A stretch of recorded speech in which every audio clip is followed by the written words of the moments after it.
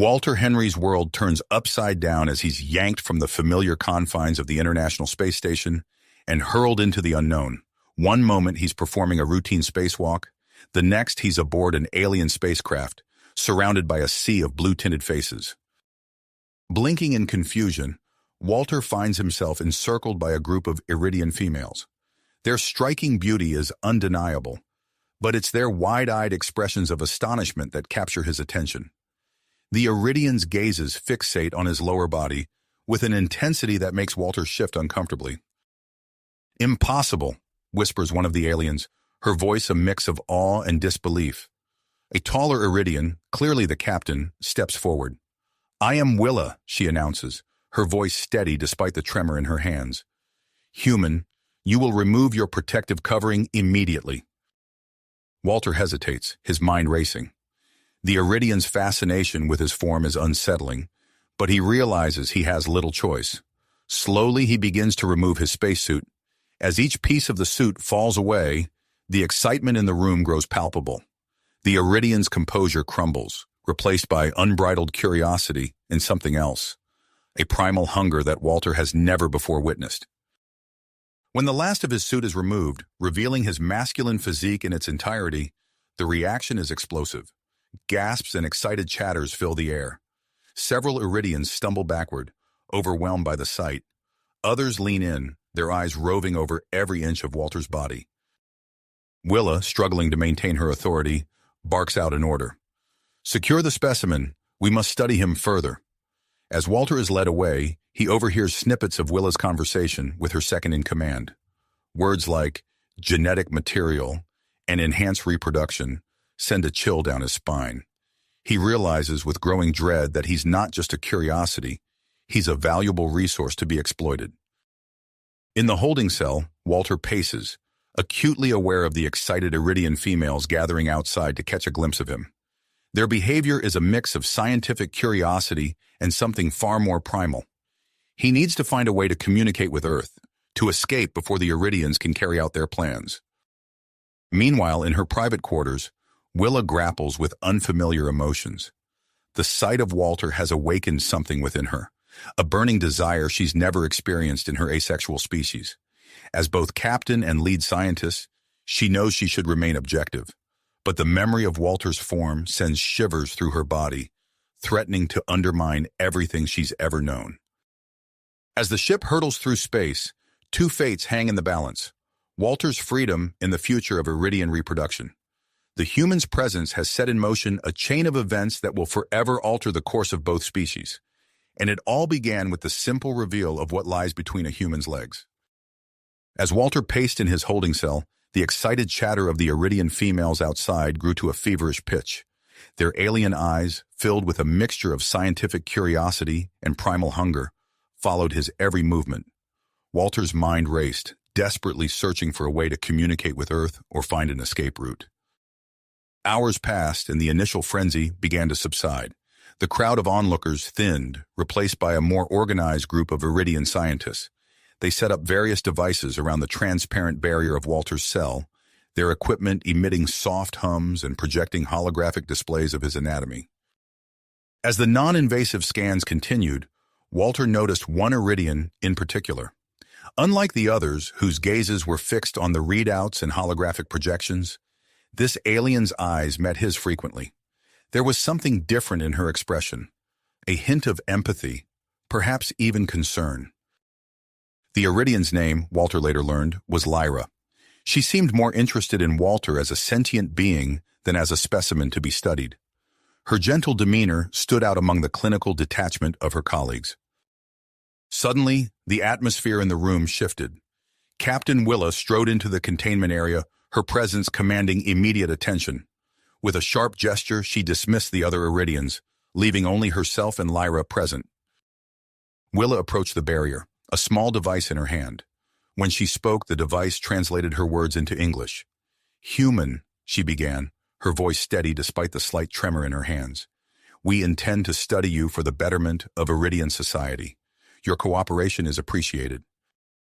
Walter, realizing the gravity of his situation, stepped closer to the barrier. "I'm not just a specimen," he said firmly. hoping the translation worked both ways. I'm a sentient being with rights. I demand to be treated as such. As Willa listened, her composure began to falter. She drew nearer to the barrier, her breathing quickening and her skin developing a deeper blue hue. Walter noticed the change, recalling how the Iridians had reacted to his exposed form earlier. Lyra, observing the captain's distress, quickly intervened. "Perhaps we should allow the human time to rest before further examination," she suggested, her voice calm but insistent. Willa blinked as if snapping out of a trance. She nodded curtly and turned to leave, her movements stiff and hurried.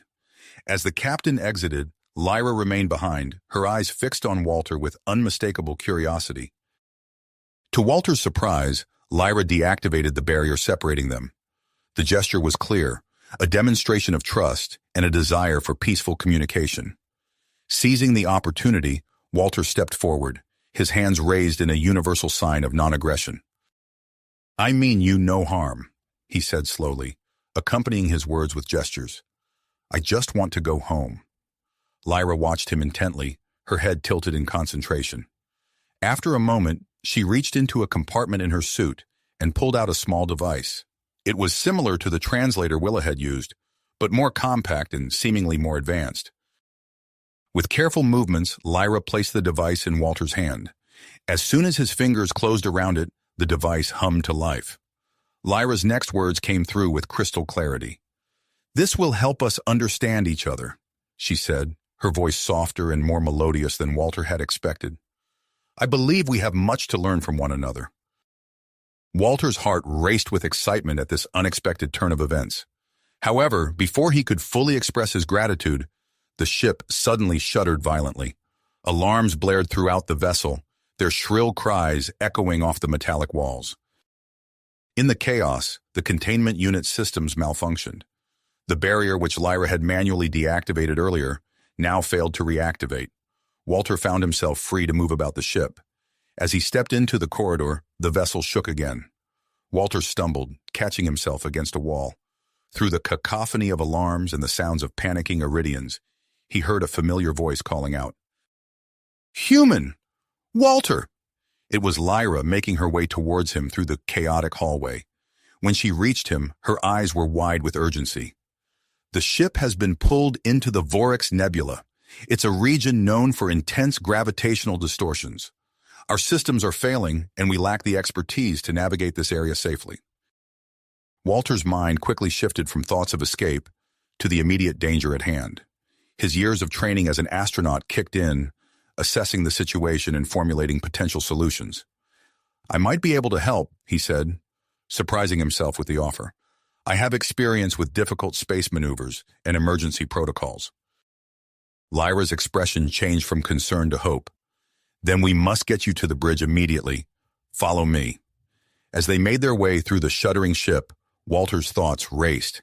This crisis presented not only a chance to secure his freedom, but also an opportunity to prove humanity's worth to the Iridians. The potential for a peaceful first contact, for mutual understanding and cooperation, hung in the balance. They arrived at the bridge to find Captain Willa frantically working at the ship's controls. Her usual composure had completely crumbled, replaced by naked fear and desperation. When she saw Walter enter alongside Lyra, her eyes widened in shock and anger. "What is the meaning of this?" she demanded, her voice strained. "Why is the specimen here?" Before Lyra could respond, another violent tremor rocked the ship. Warning lights flashed across the control panels, indicating multiple system failures. Walter stepped forward, his voice calm and authoritative. "Captain, I have experience with situations like this. Let me help you navigate out of this nebula."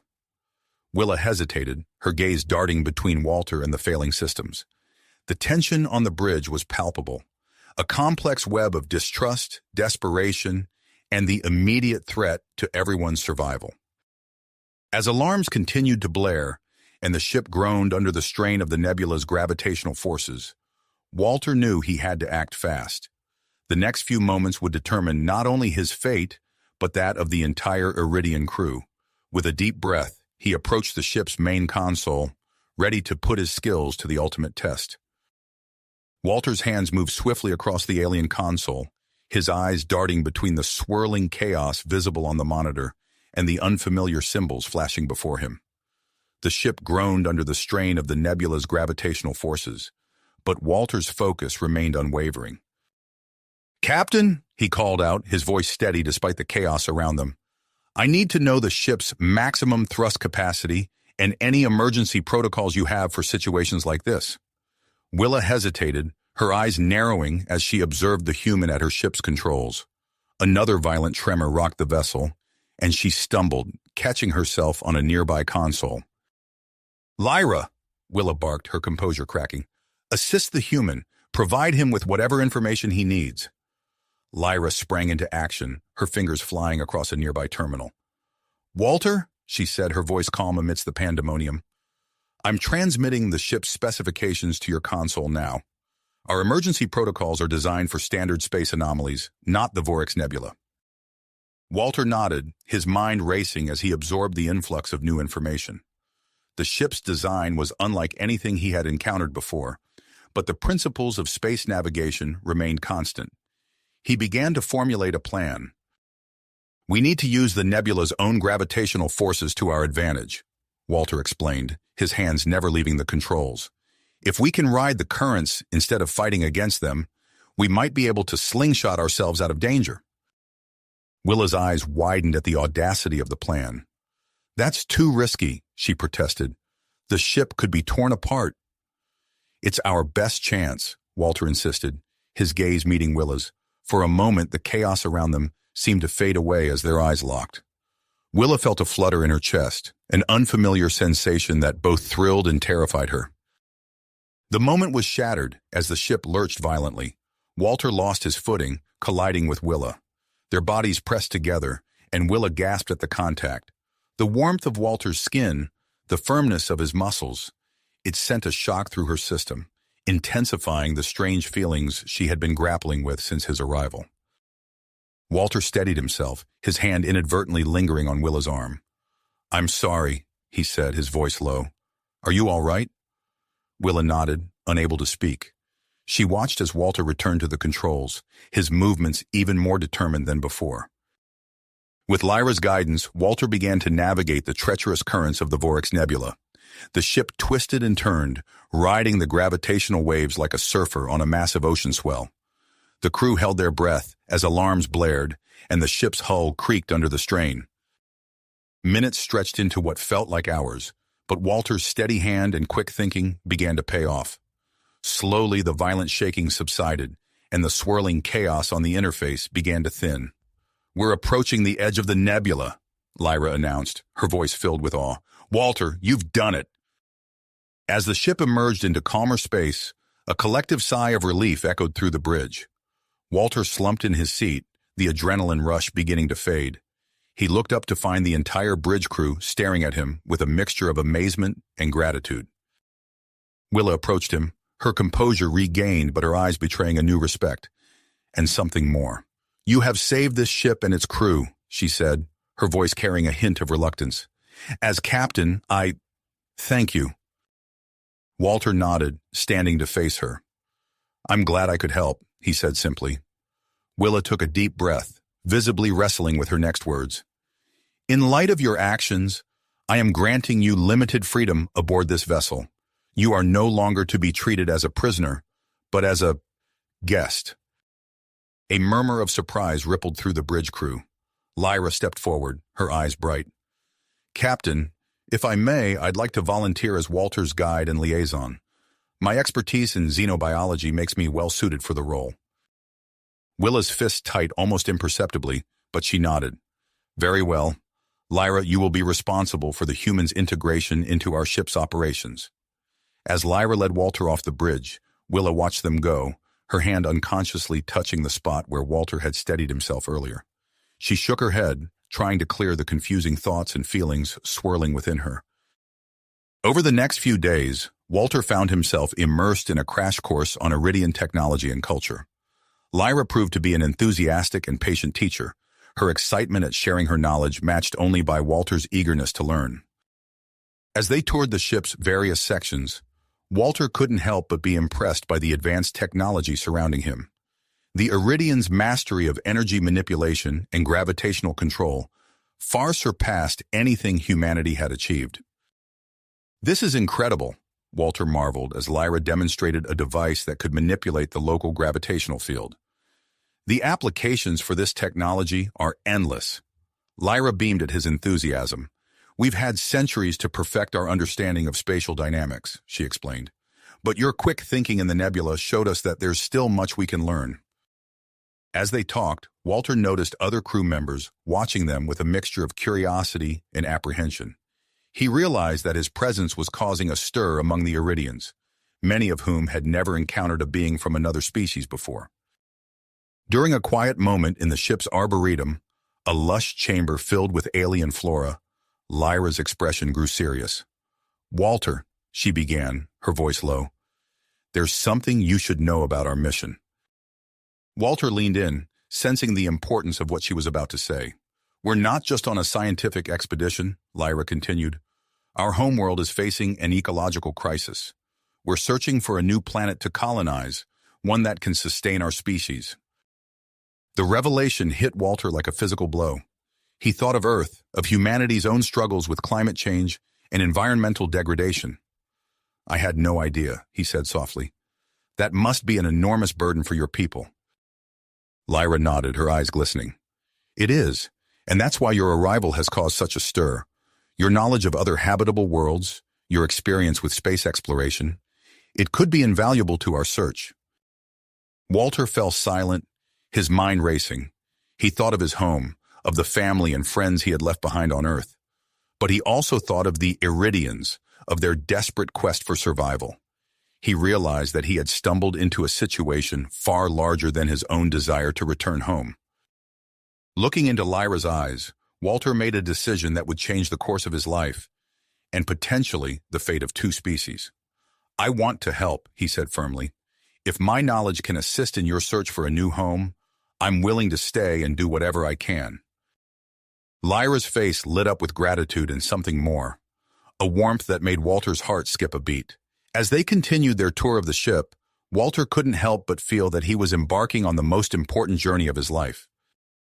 Unknown to them, Captain Willa observed their interaction from a nearby corridor, her face a mask of conflicting emotions. As she watched Walter and Lyra walk away, deep in conversation, she clenched her fists, struggling to understand the unfamiliar feelings churning within her. As the days passed, Walter's integration into the ship's operations continued to progress, but a new development was about to change the dynamics aboard the Iridian vessel once again. Captain Willa stood before the ship's senior staff, her posture rigid and her voice clipped. "In light of recent events, I've decided that we need to conduct a thorough physical examination of our guest." She paused, her eyes flickering briefly to Walter. "We need to gather as much data as possible on human biology. This information could prove invaluable in our search for a compatible new homeworld." Walter nodded, understanding the scientific necessity behind the request. "I'm willing to cooperate fully," he said, his voice steady. "Whatever I can do to help your mission." The examinations began the following day in the ship's medical bay. Walter found himself surrounded by an array of unfamiliar equipment, the air humming with the soft whir of alien technology. The Iridian medical staff, all female, moved around him with a mixture of clinical precision and barely concealed fascination. As the test progressed, Walter couldn't help but notice the effect his presence was having on the Iridian doctors. Their blue skin flushed deeper shades as they studied his muscular structure, their eyes widening as they examined his respiratory system. When it came time to analyze his reproductive organs, the atmosphere in the room became almost electric with tension. Lyra, true to her role as Walter's liaison, remained present throughout the examinations. She watched with a growing sense of unease as her colleagues' professional demeanor began to crack under the weight of their curiosity and arousal. A knot formed in her stomach as she observed one particularly bold doctor run her hand along Walter's arm, ostensibly to test his skin's texture. "That's quite enough, Dr. Venn," Lyra said, her voice sharper than intended. The doctor jerked her hand away, looking chastened. Walter glanced at Lyra, a mixture of gratitude and something more complex in his eyes. The moment was interrupted by the arrival of Captain Willa, who strode into the medical bay with an air of authority. "Report!" Willa demanded, her eyes roving over Walter's exposed form before snapping back to the lead doctor. As the medical staff began to relay their findings, Willa's composure began to slip. Her breathing quickened, and her fists clenched at her sides. Finally, unable to contain herself any longer, she barked out an order. "Everyone out, now! I'll conduct the final test myself." The medical staff filed out, leaving Walter alone with the captain. For a moment they stood in silence, the air between them crackling with unspoken tension. "Captain," Walter began, his voice low. His words were cut off as Willa surged forward, pressing her body against his. Her professional facade crumbled completely as she ran her hands over his chest, her breath coming in short gasps. I don't understand what's happening to me," Willa whispered, her face inches from Walter's. "These feelings, they're overwhelming." Walter's heart raced as he felt the warmth of Willa's body against his. He opened his mouth to respond, but before he could form words, a deafening alarm blared throughout the ship.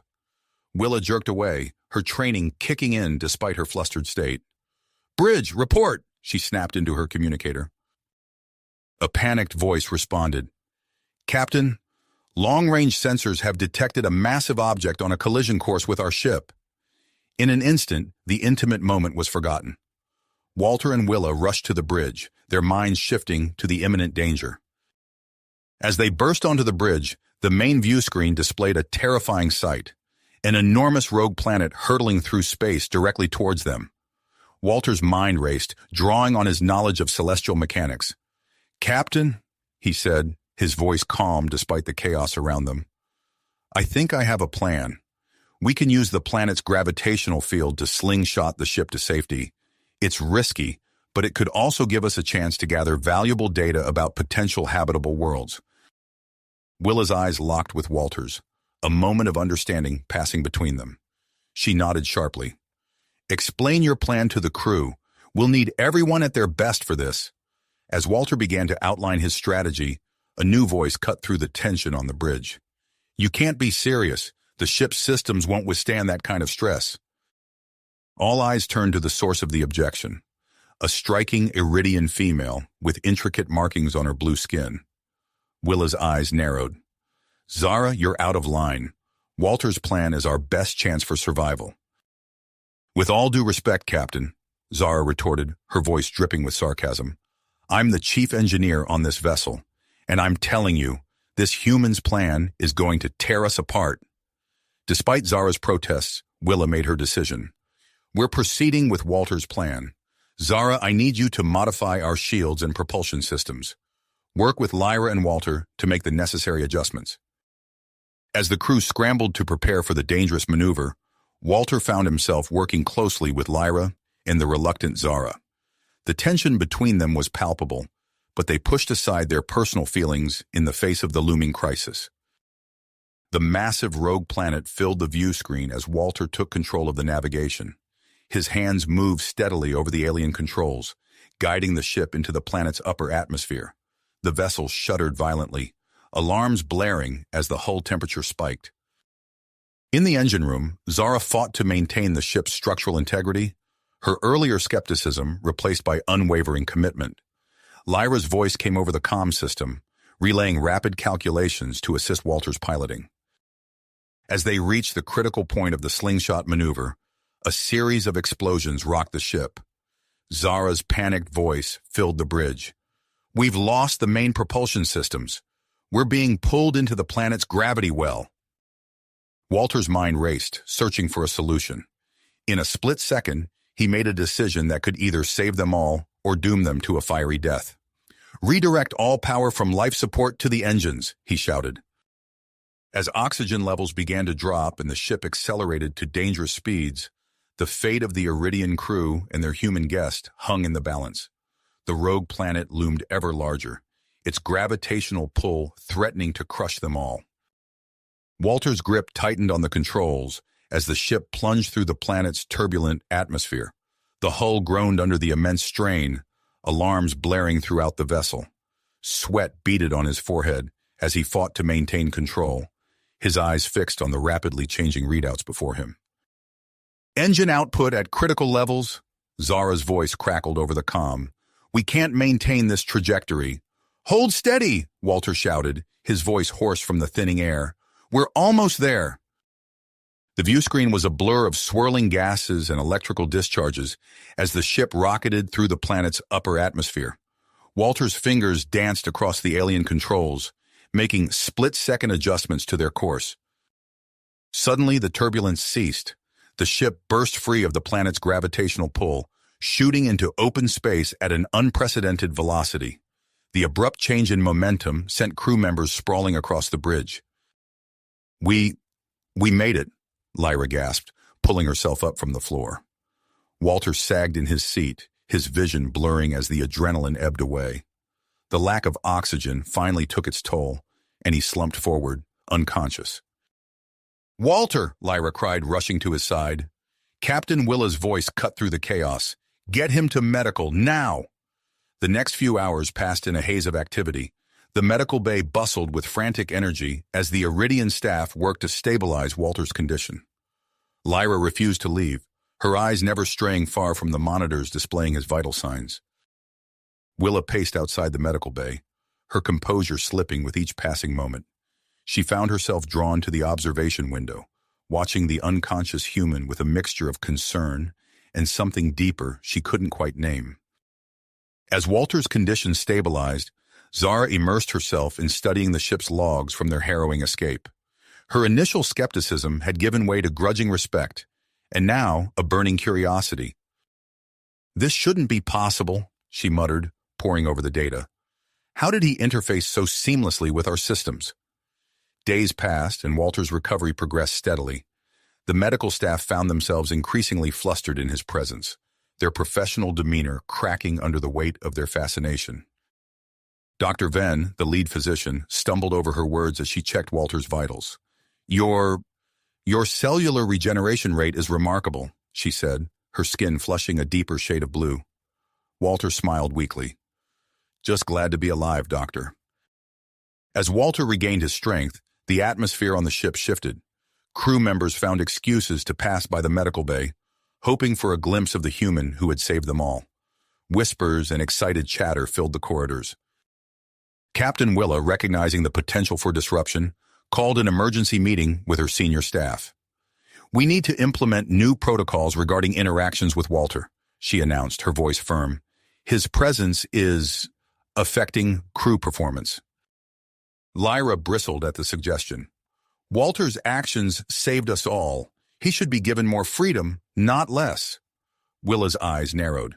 "He's still an unknown quantity, Lyra. We can't risk compromising our mission." As the debate raged on, Zara approached Willa with her findings. "Captain, I've been analyzing Walter's physiological responses during the crisis," she said, her eyes gleaming with excitement. "I believe there might be a way to enhance our own biology using elements of human DNA." Willa's breath caught in her throat. The implications were staggering. "Proceed with your research, Zara, but keep this quiet for now." Walter's recovery brought new challenges and opportunities. His unique perspective proved invaluable in resolving long-standing disputes among the crew. In one instance, he mediated a heated argument between engineering and life support teams, proposing a solution that improved efficiency in both departments. Lyra beamed with pride as she watched Walter work. "See, Captain," she said to Willa during a quiet moment. "He's becoming an integral part of this crew." Willa nodded reluctantly, unable to deny the positive impact of Walter's presence. As Walter's influence grew, so did the complexity of his relationships with the Iridian females. The medical staff's professional curiosity had evolved into barely concealed attraction. Even Zara, once skeptical, now sought out Walter's input on engineering projects with increasing frequency. Amidst this whirlwind of activity and emotion, the ship's long-range sensors detected a promising signal. A nearby star system showed signs of a potentially habitable planet. Excitement rippled through the crew as they prepared to investigate. Walter, now fully recovered, suggested modifications to the ship's scanners based on his knowledge of Earth's biosphere. If we adjust the parameters here and here, he explained, pointing to a holographic display, we can more accurately detect conditions similar to those on my home planet. Zara's eyes widened as she implemented the changes. Incredible, she murmured. Our scanning efficiency has increased by 47%. As the Iridian ship approached the new star system, anticipation built to a fever pitch. The possibility of finding a new homeworld, combined with the ongoing research into human Iridian compatibility, created an atmosphere of unbridled optimism. Walter stood on the bridge, flanked by Lyra, Willa, and Zara, as the ship entered orbit around a blue-green planet. The view screen filled with swirling clouds and vast oceans, eerily reminiscent of Earth. Preliminary scans indicate a breathable atmosphere and stable climate, Lyra reported, her voice trembling with excitement. Willa squared her shoulders, her captain's mask firmly in place despite the turmoil of emotions beneath. Prepare a survey team. We'll send down the first expedition immediately. As the crew rushed to ready the landing craft, Walter caught Willa's eye. A moment of unspoken understanding passed between them, acknowledging the weight of what lay ahead. The survey team assembled in the launch bay. Walter, Lyra, Willa, and Zara, each carrying specialized equipment and their own hidden hopes and fears. As the bay doors opened, revealing the alien world below, Walter took a deep breath. "Well," he said, a hint of a smile playing at his lips, "shall we go make history?" The landing craft detached from the ship, descending towards the unknown planet. As they pierced the cloud layer, the true scale of their discovery began to unfold before them.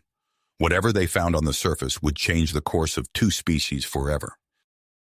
The landing craft pierced through the planet's atmosphere, carrying its 4 passengers towards an uncertain future. Walter's hands gripped the control panel, his eyes darting between the rapidly approaching surface and the ship's readouts.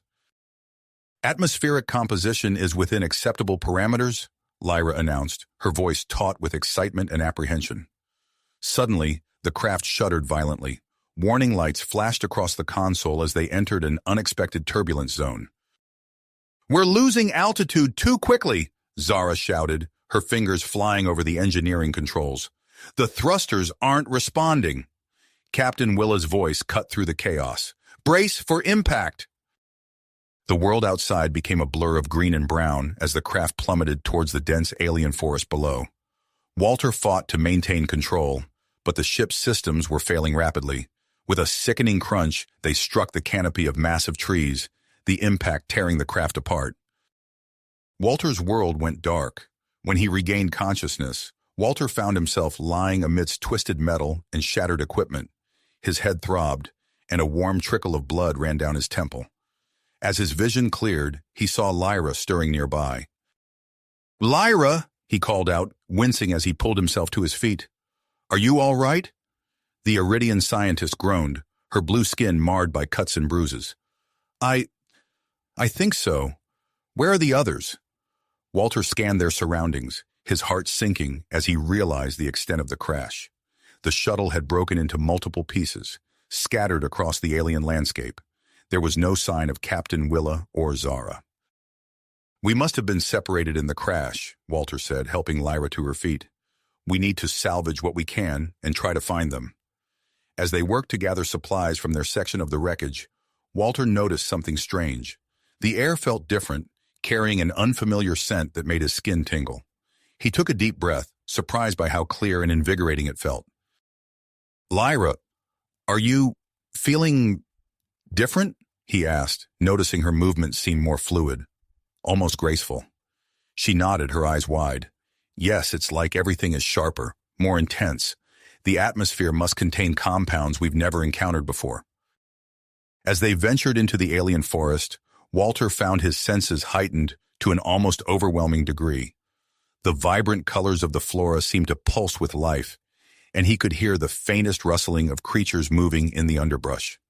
Beside him, Lyra's presence felt more pronounced, her closeness sending shivers down his spine.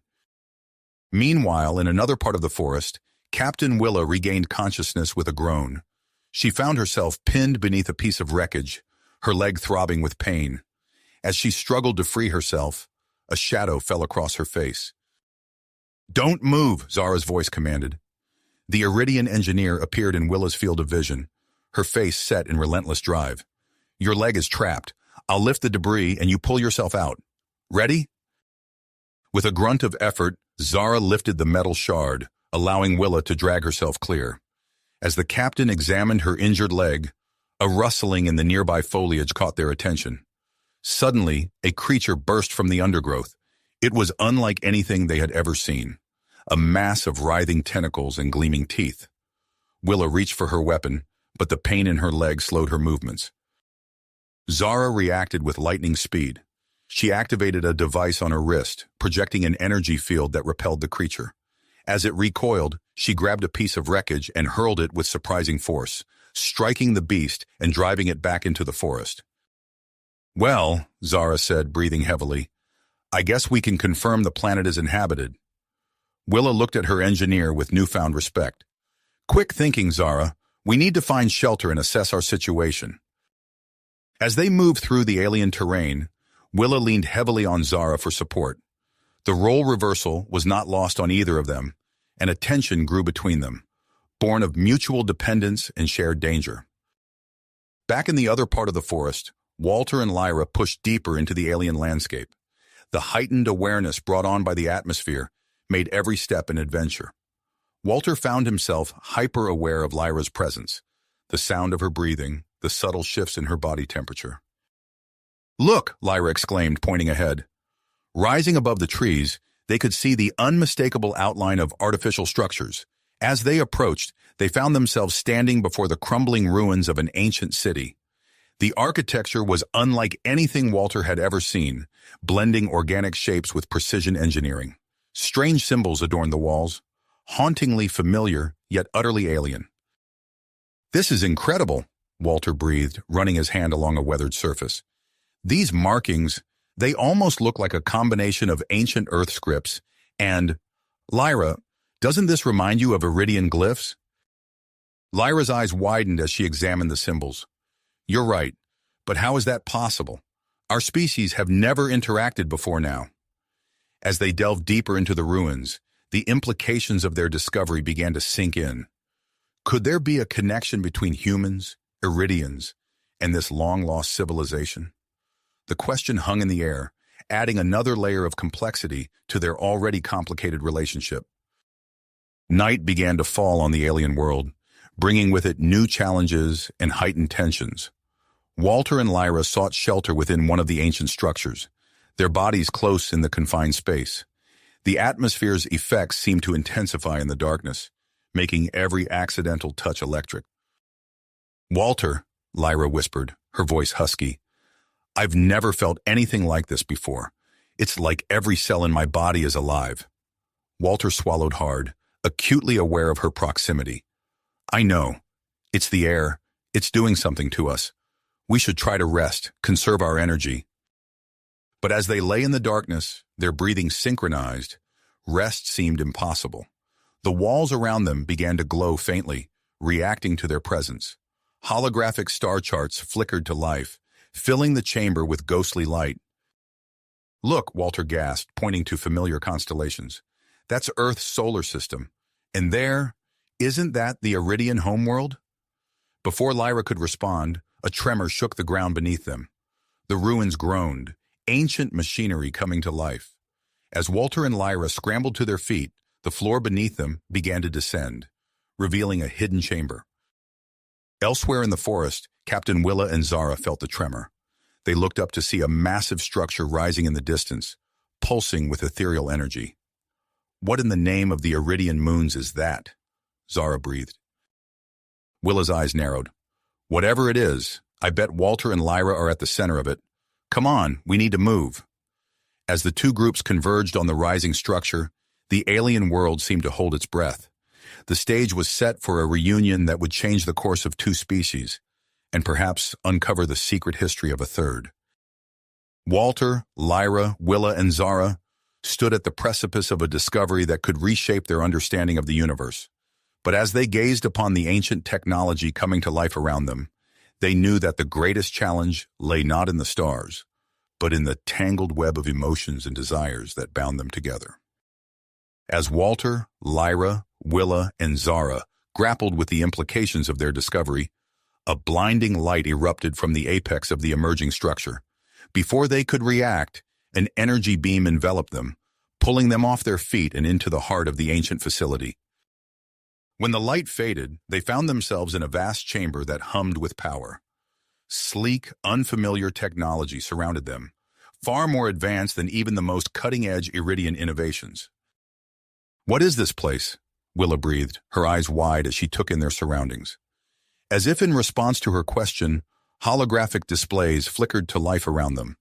Streams of data and images filled the air, coalescing into a coherent narrative.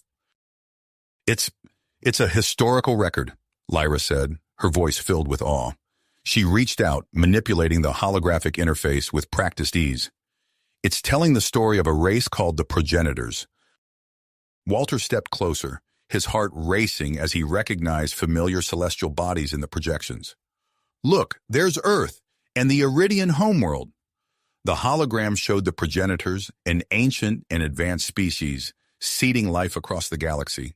Earth and the Iridian homeworld were among their many projects, carefully cultivated over millennia. This changes everything," Zara whispered, her usual confidence shaken by the revelation. Before they could fully process this paradigm-shifting information, a loud clank echoed through the chamber.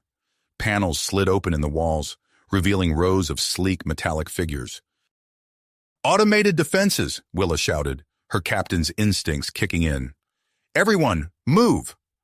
The robotic guardians surged forward, their movements fluid and precise. Walter ducked under a swinging arm, his heightened senses from the planet's atmosphere allowing him to react with unexpected speed. Lyra fired her energy weapon, the blast scorching the chest plate of the nearest guardian. "We need to find a way out." In the chaos, Walter found himself separated from Lyra and Zara. He grabbed Willa's arm, pulling her towards a narrow corridor. "This way!" As they ran, the sounds of pursuit faded behind them. They turned a corner and found themselves in what appeared to be a medical bay. Strange biomechanical devices lined the walls, pulsing with an inner light. Willa stumbled, her leg giving out beneath her. "Damn!" she hissed, clutching her injured limb. Walter helped her onto one of the examination tables, his mind racing. The alien equipment around them was unlike anything he'd ever seen, but he could sense its purpose. I think I can use this to heal you," he said, studying the controls. Willa's eyes met his, a mix of fear and trust in her gaze. "Do it." Drawing on his knowledge of human physiology and what he'd learned about Iridian biology, Walter activated the progenitor technology. A soft blue light enveloped Willa, and she gasped as the pain in her leg subsided.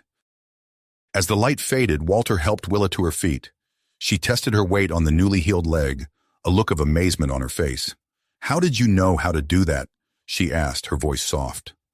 Walter shrugged, suddenly aware of how close they were standing. "I didn't. Not really. I just followed my instincts." Their moment was interrupted by a crackling sound from Willa's communicator. Lyra's voice came through, distorted and panicked. "Walter! Willa, we're trapped! Data core! Gas!" Willa's expression hardened. "They're in trouble. We need to move." They raced through the facility, battling waves of robotic guardians. Walter found himself working in perfect sync with Willa, their movements complementing each other as if they'd trained together for years. They burst into a massive chamber, filled with swirling, shimmering gas. Through the haze, they could see Lyra and Zara slumped against a central pillar, barely conscious. Without hesitation, Walter plunged into the gas-filled room. He could feel its effects immediately, a heaviness settling into his limbs. But his human physiology seemed to provide some resistance, allowing him to reach Lyra and Zara. As he dragged them to safety, the facility around them came alive. Lights flickered and a deep thrumming filled the air. A mechanized voice echoed through the chamber. "Progenitor DNA detected. Security protocols disengaged. Full access granted." Zara's eyes widened as she regained her senses. "The system, it recognizes you, Walter." She scrambled to her feet, moving to a nearby console. Her fingers flew over the controls, initiating a massive data transfer. I'm copying everything I can, she explained, her voice urgent. We might not get another chance at this. As the data transfer progressed, the ground beneath them began to shake. Alarms blared throughout the facility. The planet's crust is destabilizing, Lyra shouted over the noise. The activation of these systems must have triggered a tectonic event. Walter spotted a circular platform at the far end of the chamber, surrounded by familiar progenitor technology. There! I think that's a transport system. They raced to the platform as the tremors intensified. Lava began to seep through cracks in the floor, the heat oppressive. It needs progenitor DNA to activate, Zara said, studying the controls. Walter, you're the only one who can do it. Walter placed his hand on the activation panel, feeling the energy surge through him. As the transport sequence initiated, he looked at his companions, Lyra, Zara, and Willa. In that moment, he saw not aliens, but family. Whatever happened next, they were in this together. The energy field enveloped them, just as a massive tremor shook the chamber. The world around them dissolved into light, their destination unknown as the planet tore itself apart beneath them. In a blinding flash, the world around them dissolved into pure energy. Walter felt his body dematerialize, his consciousness stretched across space and time. For a timeless moment, he existed as nothing more than a stream of data, hurtling through the cosmos. Then, with a jolt that knocked the breath from his lungs, Walter rematerialized. He stumbled, his legs unsteady beneath him.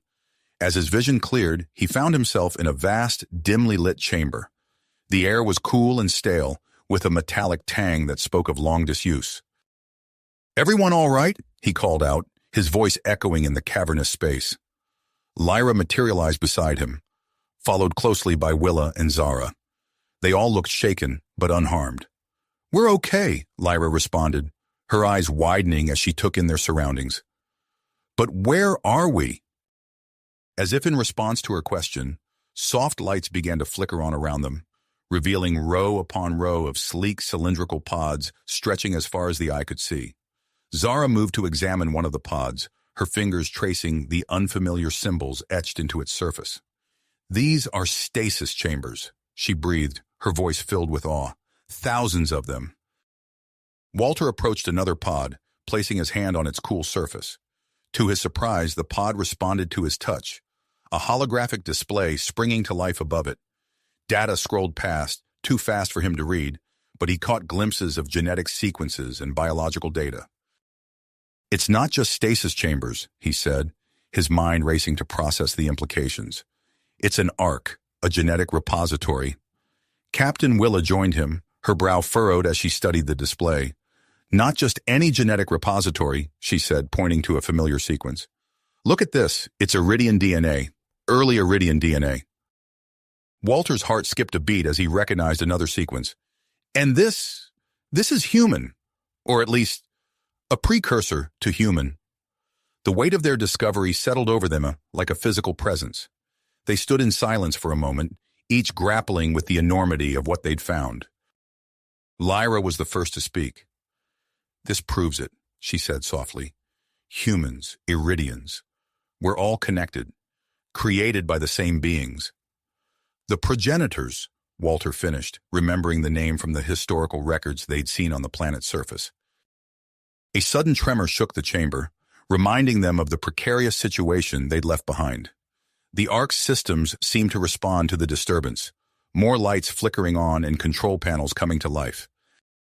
Zara rushed to one of the newly activated consoles, her fingers flying over the controls. "This ship, it's massive. We're in orbit around the planet we just left." As Walter approached the console, the system pulsed with energy, responding to his presence. A flood of information filled the screens, schematics and data streams that he somehow understood despite their alien nature. "It recognizes you," Lyra said, watching in fascination as Walter navigated the unfamiliar interface with ease. Before Walter could respond, a sharp alarm cut through the air. Zara jumped back from her console, her eyes wide with panic. I think I triggered something," she stammered. "A beacon of some kind." The ark's systems confirmed Zara's fear. A distress signal was broadcasting into space, a clarion call that could be heard across light years. "Can you shut it off?" Willa demanded, her captain's instincts kicking in. Zara shook her head, frustration evident in her voice. "I'm trying, but the systems are locking me out." As they struggled to contain the signal, the Ark's sensors flared to life. Two distinct groups of ships were approaching rapidly from different vectors. "The Iridian rescue team," Lyra said, recognizing one of the signatures. "But the others?" The unknown ships moved with purpose, their formation speaking of military precision. As they drew closer, the Ark's systems identified them. Vorax, a species known for their aggressive expansion and technological scavenging. "They're going to try to take the Ark," Walter realized, his mind racing through possible scenarios. As if to confirm his fears, the Vorax ships opened fire. The Ark shuddered under the assault, ancient shield systems struggling to repel the attack. "We need to defend ourselves," Willa shouted over the sound of straining metal. "This ship must have weapons." Walter's hands moved over the controls, guided by an instinct he didn't fully understand. The Ark responded, weapon systems coming online with a deep, resonant hum. "I've got it," he called out. "But I can't aim and pilot at the same time." Lyra stepped up beside him, her shoulder brushing his. "I'll handle navigation. You focus on weapons." As Walter and Lyra worked in tandem, Willa and Zara raced through the Ark, activating dormant systems and coordinating their defense. The Vorax pressed their attack, breaching the outer hull in several places. "We've got boarders," Zara's voice crackled over the newly activated comm system. "I'm sealing off sections, but they're moving fast." Walter's fingers danced over the controls, firing salvos that sent Vorax ships spinning off into the void. But for every ship he destroyed, two more seemed to take its place. "We can't hold them off forever," he growled, frustration building as another wave of Vorax forces approached. Just then, a new volley of fire cut through space, striking the Vorax ships from behind. The Iridian rescue fleet had arrived, their advanced weapons tearing through the invaders' defenses. "It's working," Lyra exclaimed, her voice filled with fierce joy. "They're retreating." As the Vorax forces began to withdraw, Walter allowed himself a moment of relief, but their victory was short-lived. A massive tremor shook the Ark, nearly knocking them off their feet. "What was that?" Willa demanded, her voice tight with concern. Zara's response came quickly, edged with panic. "The Ark's core is destabilizing. The battle must have damaged it somehow." Walter's mind raced, weighing their options. They couldn't abandon the Ark, not with all the knowledge and resources it contained. But staying aboard a failing ship was a death sentence. "We need to get to the engine room," he decided, already moving towards the exit. "If we can stabilize the core, we might be able to save the Ark." As they raced through the ancient corridors, Walter could feel the ship shuddering around them. Time was running out. Yet despite the danger, he felt a surge of willpower. They had uncovered the secret of their shared origins, and he wasn't about to let it slip away now. The engine room loomed before them, a massive chamber pulsing with ethereal energy. At its center, a pillar of light stretched from floor to ceiling, flickering dangerously. "That's the core," Zara said, her voice filled with awe despite the dire situation. "But how do we stabilize it?" Walter approached the main control panel, his hands hovering over the alien interface. He could feel the energy of the Ark thrumming through him, as if the ship itself was alive and aware. "We need to realign the power distribution," he said, his voice distant as he focused on the task at hand. "Lyra, can you reroute auxiliary power to the main conduits? Willa, Zara, I need you to monitor the containment field stability." As they worked, the core's fluctuations grew more violent. Arcs of energy lashed out, scorching the walls and floor. The air crackled with ozone, making it difficult to breathe. "It's not enough," Lyra shouted over the roar of the failing core. "We need more power." Walter's mind raced, searching for a solution. Then in a moment of clarity, he understood what he had to do. He stepped towards the core, feeling its energy pulling at him. "Walter, what are you doing?" Willa called out, alarm clear in her voice. He turned back to his companions, a sad smile on his face. "The Ark responds to progenitor DNA. Maybe it needs a more direct connection." Before they could stop him, Walter plunged his hands into the swirling energy of the core. Pain unlike anything he'd ever experienced seared through his body, but he held on, focusing all his will on stabilizing the massive ship. The core's fluctuations began to slow, the violent energy smoothing out into a steady pulse. Walter could feel the arc responding, systems coming back online throughout the vessel. As the immediate danger passed, Walter staggered back from the core, his legs giving out beneath him. Lyra caught him before he hit the ground, cradling him in her arms. "You did it," she whispered, her voice filled with a mix of relief and concern. "You saved us all." Walter managed a weak smile, his body still thrumming with residual energy from the core. "We did it," he corrected her. "Together." As the adrenaline of the moment faded, the team found themselves faced with a new set of challenges. The Ark was stable, but for how long? And what would they do with the incredible knowledge and power they now possessed? Walter looked at his companions, Lyra, Willa, and Zara, and saw the same questions reflected in their eyes. Whatever came next, he knew that their shared experience had forged a bond between them that transcended species. Together, they stood on the brink of a new chapter in the history of both humans and Iridians. The Ark hummed around them, a testament to the legacy of the progenitors and a promise of discoveries yet to come. As they gathered their strength and prepared to explore further, Walter couldn't help but wonder what other secrets the vast ship held and what challenges lay ahead in their quest to unravel the mysteries of their shared past. Origins. As Walter contemplated the challenges ahead, a violent tremor shook the Ark, nearly knocking them off their feet. "Status report," Willa barked, steadying herself against a nearby console. Zara's fingers flew across the alien interface, her eyes widening as she interpreted the data. "The core's destabilizing rapidly. We've got minutes, maybe less, before total system failure." Walter's mind raced, adrenaline sharpening his focus. "We need to split up. Lyra, you're with me. We'll head to the main engineering hub. Willa, Zara, work on rerouting power from non-essential systems. It might buy us some time." Without waiting for a response, Walter took off down the corridor, Lyra close on his heels. The Ark's structure groaned around them, the sound of metal straining under immense stress echoing through the passages. As they entered the engineering hub, Walter's breath caught in his throat. The room was a dizzying array of pulsing lights, holographic displays, and unfamiliar machinery. At the center, a massive column of energy flickered erratically, casting eerie shadows across the walls. "This is incredible," Lyra breathed, her eyes darting from one console to another. "But where do we even start?" Walter approached the nearest terminal, his hands hovering over the controls.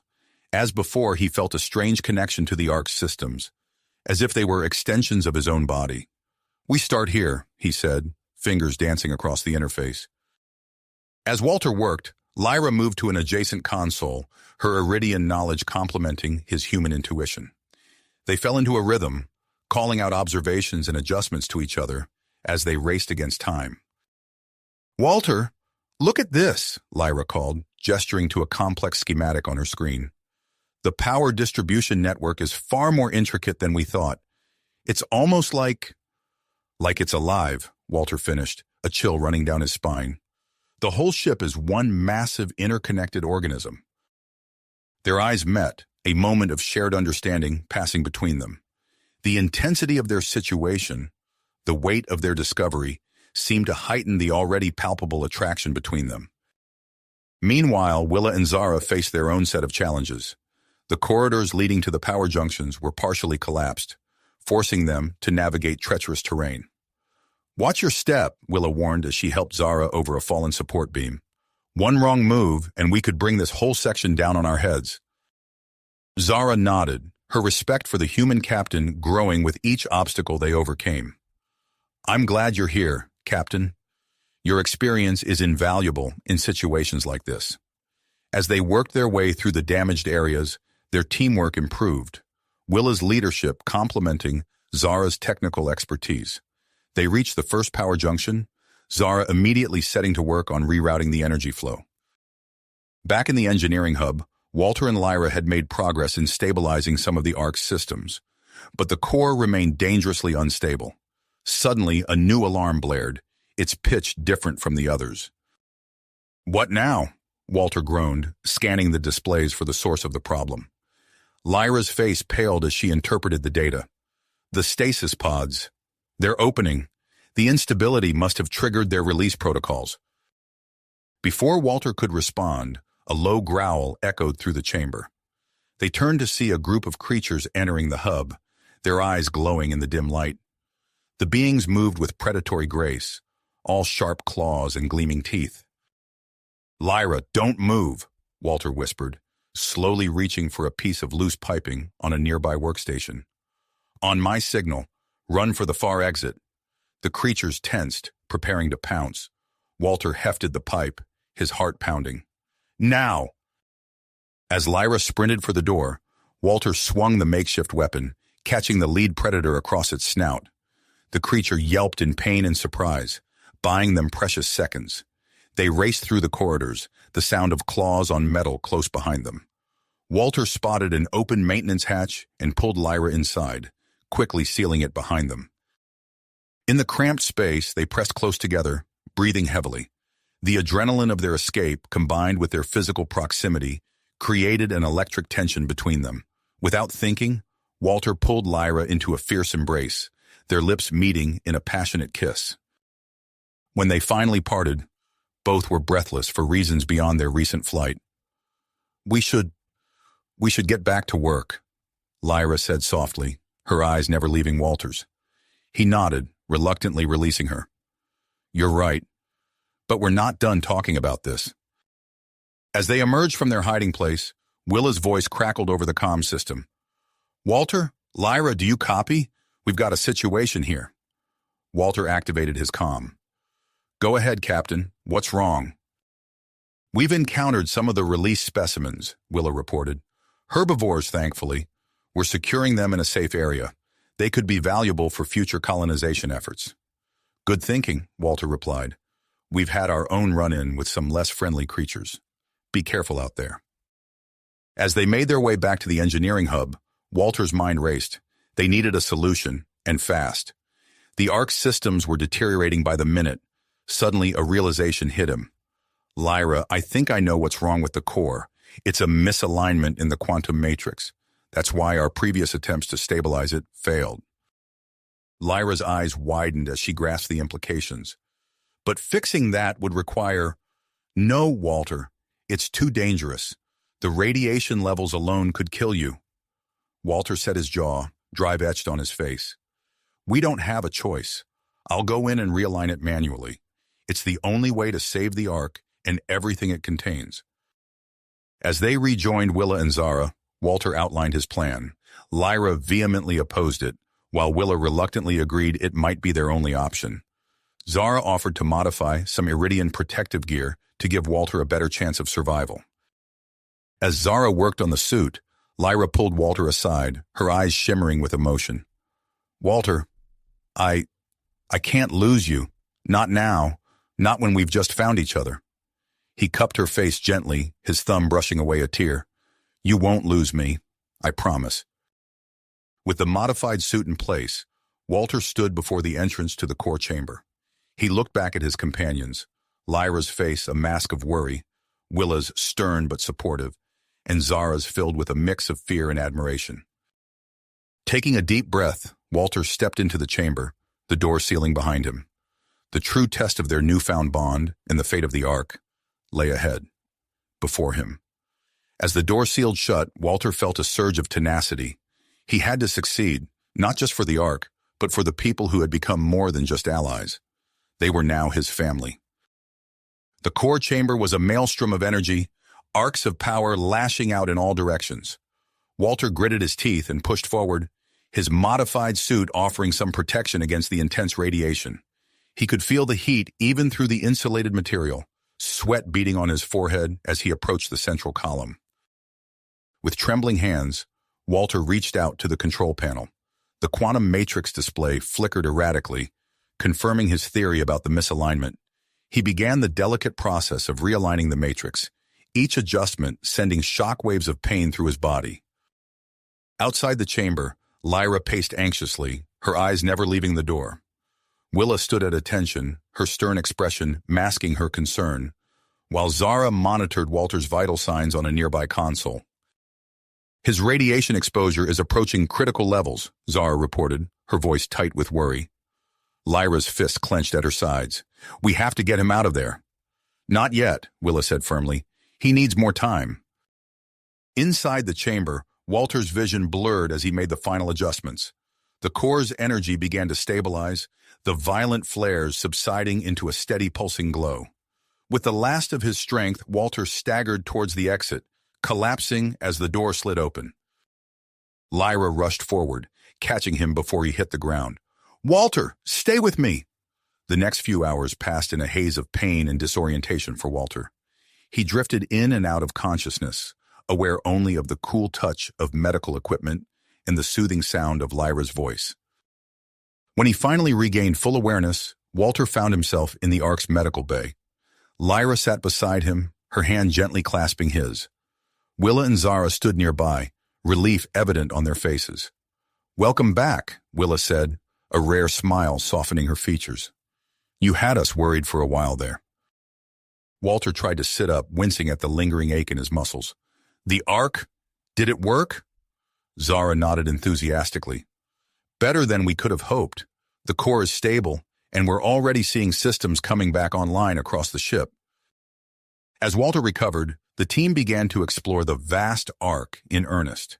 Each day brought new discoveries, from advanced medical technologies to biological samples of long-extinct species.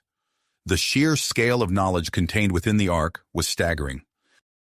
During one of their exploration sessions, Walter stumbled upon a room filled with unfamiliar devices. His eyes were drawn to a spherical object pulsing with a soft blue light. Zara, what do you make of this? He called out. The Iridian scientist hurried over, her eyes widening as she examined the device. Incredible. I think this might be a long-range communication array. If we can activate it, we could potentially send signals across vast distances of space. Walter's heart raced at the implications. We could contact Earth. Over the next few days, Walter and Zara worked tirelessly to activate and calibrate the device. Their efforts were rewarded when, after several attempts, they managed to establish a connection with a human deep space outpost. This is Outpost Sigma 9, a crackling voice came through the speakers. Please identify yourself. Walter's voice shook as he responded. This is Walter Chen, formerly of the Earth expedition to Eridani. We've made contact with an advanced alien artifact and, well, you're not going to believe what we've found.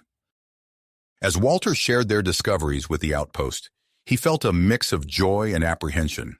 While he was elated to connect with his own kind again, he realized that his place might no longer be with them. He had formed deep bonds with the Iridians, especially Lyra, and the work they were doing on the Ark felt more important than anything he had ever been part of before. Lyra noticed the conflict in Walter's eyes as he finished the transmission. You're thinking about going back, aren't you? She asked softly. Before Walter could respond, Captain Willa burst into the room, her face grave. We've just received a transmission from the Iridian homeworld. The situation there has deteriorated rapidly. Our people need a new home, and they need it soon. The news cast a somber mood over the team, highlighting the urgency of their mission. As they gathered to discuss their next steps, a holographic interface suddenly materialized in the center of the room. A figure composed of shimmering light stood before them, its form vaguely humanoid, but clearly alien. Greetings, inheritors, it said in a voice that seemed to resonate within their minds. I am Kelthorin, custodian of this Ark's knowledge. I sense that you have questions, and I am here to provide answers. The team exchanged stunned glances. They were face to face with the consciousness of a progenitor scientist, and the secrets of the universe seemed suddenly within their grasp. Kelthorin began to explain the grand design behind the Ark and its sister ships, each vessel a repository of life and knowledge, meant to seed the galaxy. As the hologram spoke, Walter found his gaze drawn to Lyra. The wonder in her eyes mirrored his own, and he felt the unspoken connection between them grow stronger. Their moment was interrupted by a shrill alarm. Zara rushed to a nearby console, her fingers flying over the controls. Her face paled as she interpreted the data. We have an incoming ship, she announced, her voice tight with fear. It's Vorax. The team's elation at their discoveries quickly turned to dread. Their old enemies had found them, and now everything they had worked for was at risk. Captain Willa's voice cut through the tension, sharp and commanding. Battle stations, everyone. We need to protect this Ark at all costs. As they scrambled to prepare the Ark's defenses, Walter caught Lyra's eye. In that brief moment, 1,000 unspoken words passed between them. Whatever challenges lay ahead, they would face them together. The Ark's ancient systems hummed to life, shields powering up as the Vorax ship drew nearer. Walter and Lyra worked in perfect sync, their earlier training now put to the ultimate test. Zara raced to secure their most vital discoveries, including the newly uncovered hybridization technology that could hold the key to both species' survival. As the first volley of Vorax weapons fire struck the Ark's shields, Walter gripped the control panel tightly. The true test of their newfound knowledge and the strength of their bond was about to begin. The Ark shuddered under the impact of the Vorax weapons, but its ancient shields held firm. Shields at 95% and holding, Zara reported, her fingers dancing across the control panel. The progenitor technology is incredible. Walter nodded, a mix of awe and tenacity on his face. Let's see what else this Ark can do. He accessed the weapon systems, guided by an intuitive interface that seemed to respond to his very thoughts. A series of options appeared before him, each more advanced than anything he had ever encountered. Captain, Walter called out, I think I've found our defense systems. Willa strode over, her eyes widening as she took in the display. Activate them, Walter. Let's show these Vorax what they're up against. With a deep breath, Walter engaged the Ark's weapons. The ship hummed with power, and suddenly, brilliant beams of energy lanced out towards the approaching Vorax vessel. The scout ship's shields flickered and failed under the onslaught, its engines sputtering out moments later. Direct hit, Lyra exclaimed, her voice filled with excitement. The Vorax ship is disabled. The team exchanged looks of triumph, but Captain Willa's expression remained serious. This is our chance, she said, her voice filled with perseverance. We need to board that ship and gather any intelligence we can. Walter, Lyra, you're with me. Zara, stay here and monitor the Ark's systems. Walter felt a surge of adrenaline at the captain's words. He glanced at Lyra, seeing his own mix of fear and excitement mirrored in her eyes. How do we get over there? He asked. Willa smiled grimly. The Ark has more surprises for us. She led them to a circular platform near the bridge. Kel Thorens showed me this earlier. It's a teleportation device. As they stepped onto the platform with a group of Iridian security personnel, Walter felt a tingling sensation wash over his body. In a flash of light, they found themselves standing in the dimly lit corridor of the Vorax ship. The air was thick with the acrid smell of burned electronics. Unconscious Vorax crew members lay scattered about, victims of the Ark's energy pulse. We should take some of them prisoner, Walter suggested, eyeing the prone forms. They could provide valuable information. Willa hesitated, then nodded. Agreed. Secure any Vorax you find, but be cautious. We don't know how long they'll remain unconscious. As the team moved through the ship, Walter and Lyra found themselves working in perfect sync, covering each other as they searched for anything of value. In one room, Lyra made a crucial discovery. Walter, look at this, she called out, gesturing to a glowing data core. I think this might contain information about Vorax territory and technology. Walter hurried over, his eyes widening as he scanned the device. You're right. This could be invaluable. Let's get it back to the Ark. As he reached out to disconnect the data core, Walter's elbow accidentally brushed against a nearby console. A shrill alarm suddenly blared through the ship, causing everyone to freeze. What did you do? Willa demanded, rushing into the room. Walter's face paled. I think I activated some kind of distress beacon. We need to get out of here now. The team scrambled to gather what intelligence they could, knowing their time was limited. As they prepared to return to the Ark, chaos erupted. The ship's systems, coming back online, began to malfunction, causing doors to slam shut randomly. In the confusion, Walter and Lyra found themselves cut off from the main group. They were trapped in a section of the ship where the life support systems were rapidly failing. "Walter, the air... it's getting thin," Lyra gasped, her breathing becoming labored. Walter frantically searched the room, his own vision beginning to blur. He spotted an emergency breathing apparatus in a wall compartment, but it was designed for a single user. "Here," he said, pulling Lyra close. "We'll have to share." They pressed their faces close together, taking turns breathing from the apparatus. The intimacy of the moment was not lost on either of them, their eyes locked as they fought to stay conscious. Just as darkness began to creep into the edges of Walter's vision, the door burst open. Captain Willa stood there, her face a mask of commitment. "Hold on," she commanded, activating her communicator. "Zara, we need emergency teleportation now." In a flash of light, Walter found himself back on the Ark, the cool air of the medical bay filling his lungs. He turned to see Lyra beside him, coughing but alive.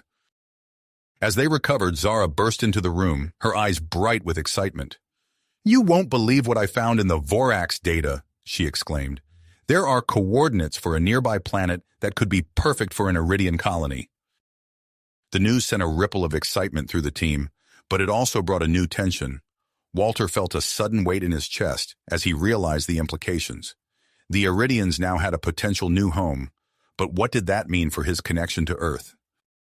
As if sensing his thoughts, Lyra placed a hand on his arm, her touch both comforting and conflicting. The choices ahead loomed large, but before they could be addressed, a new alert sounded. Zara's face paled as she checked the long-range sensors. "We have multiple Vorax signatures approaching. It's an entire fleet." The team exchanged grim looks. Their victory over the scout ship now seemed trivial in the face of this new threat. As they gathered to plan their next move, Walter's mind raced. They had the knowledge of the progenitors, a potential new home for the Iridians, and a fragile new alliance between their species. Now they faced a threat that could destroy it all. The Ark's systems hummed around them, a reminder of the incredible power at their fingertips. Walter looked at his companions, Lyra, her perseverance mirroring his own, Willa, her leadership tested but unbroken, and Zara, her scientific curiosity undimmed by the danger. "We need a plan," Walter said, his voice steady despite the fear gnawing at his insides. "And I think I might have one." As the team huddled together, the distant signals of the approaching Vorax fleet grew stronger. The next few hours would determine not just their fate, but potentially the future of two species and the legacy of the progenitors themselves. As the team huddled together, Walter's mind raced with possibilities. The approaching Vorax fleet loomed like a dark cloud on the horizon, but the incredible power of the Ark hummed around them, filling him with a glimmer of hope.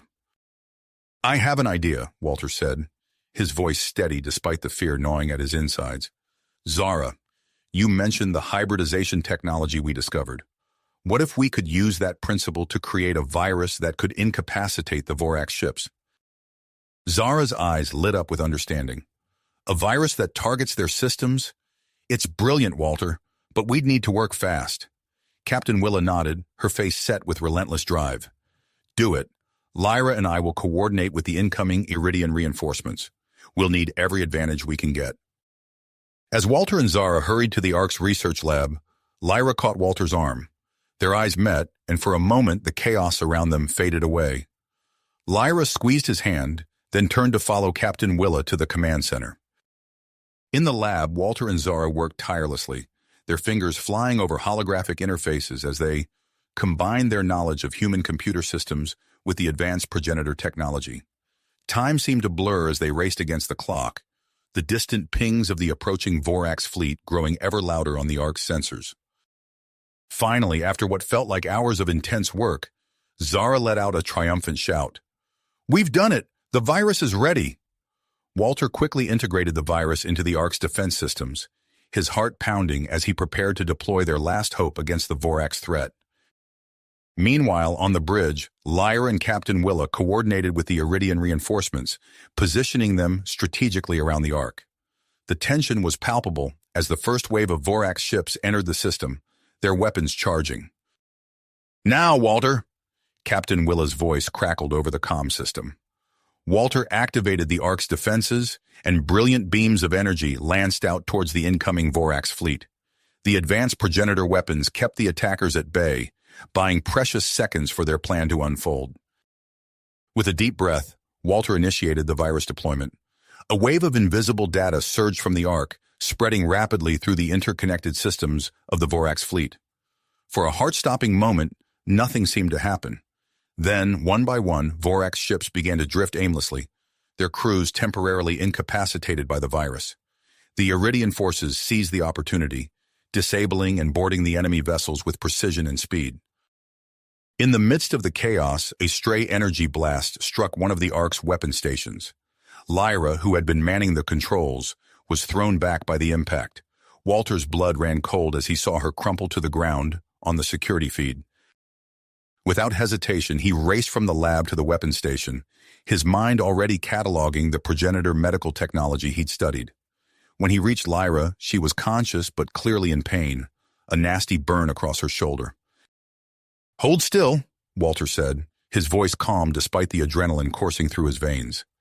He activated a nearby medical terminal, using the advanced progenitor healing techniques to treat Lyra's wounds. As he worked, Walter found himself acutely aware of Lyra's presence, the warmth of her skin under his hands, the trust in her eyes as she looked up at him. In that moment, he realized with crystal clarity that his place was here, with her and the Iridians. With the Vorax fleet neutralized and Lyra's injuries treated, Captain Willa's voice rang out across the Ark. "Prepare for wormhole creation sequence?" The Ark's systems hummed to life, the energy building to a crescendo as a swirling portal began to form in space. Walter helped Lyra to her feet, and together they made their way to the observation deck, joining Captain Willa and Zara.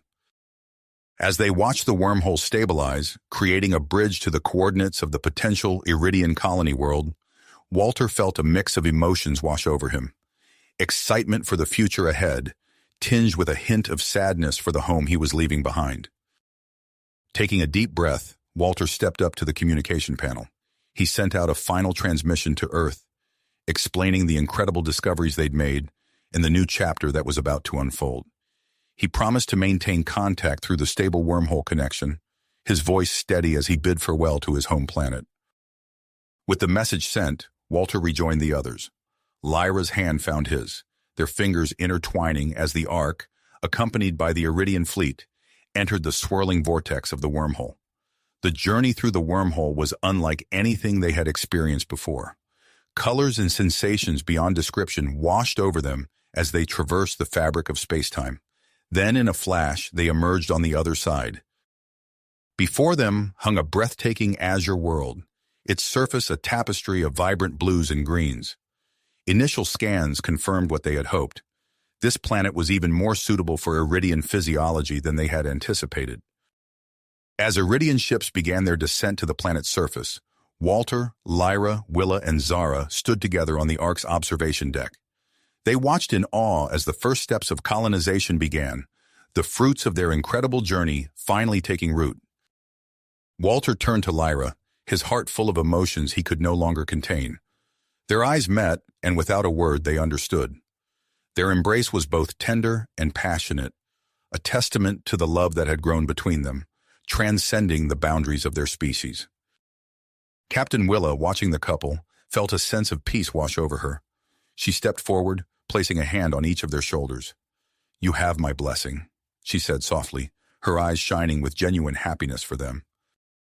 As the sun began to set on their first day in this new world, Zara approached the group, her face alight with excitement. "I've been thinking," she began, her voice brimming with enthusiasm, "about the hybridization technology and everything we've learned. What if we could create a new society here, one that combines the best of human and Iridian cultures?" The idea sparked a lively discussion among the team, each of them contributing their thoughts and visions for this brave new world. As they talked, the stars began to appear in the alien sky above them, a glittering reminder of the vast universe that had brought them together. Walter looked up at those unfamiliar constellations, his arm around Lyra, surrounded by his new family. He couldn't help but wonder what new adventures awaited them in this uncharted territory, what discoveries they would make, and what challenges they would face together. As night fell on the new Iridian homeworld, the Ark stood as a silent sentinel in orbit, its systems still humming with the ancient power of the progenitors. And on the planet below, the first lights of a new civilization began to twinkle, a beacon of hope and unity in the vast expanse of space. If you finished this story, please subscribe and like the video. Then leave a comment that says, "I liked the story," and I will heart every single one of them. It really helps me. Thank you for your time.